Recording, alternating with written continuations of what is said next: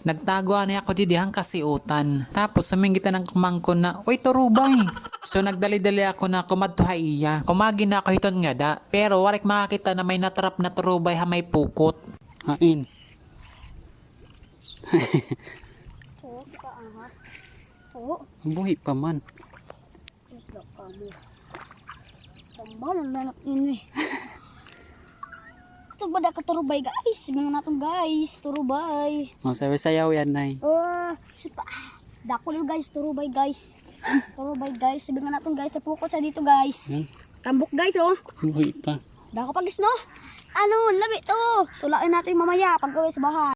Bumalin kami pwesto kay wari nga to na kubit. Dumako kasi ang tubig nga to mga sis ngan malubog. Kumadi kami nga dihan luyo. Aadin taga Danau. Sigit-singgit na pag-vlog na.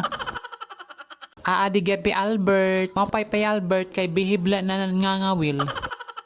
Alaw na pala damo na naksibad. Kay kada butang na akon subad dayon. Nga umuli na ako. So and that's it. Saan ka pa? Kay ek ka na. Char.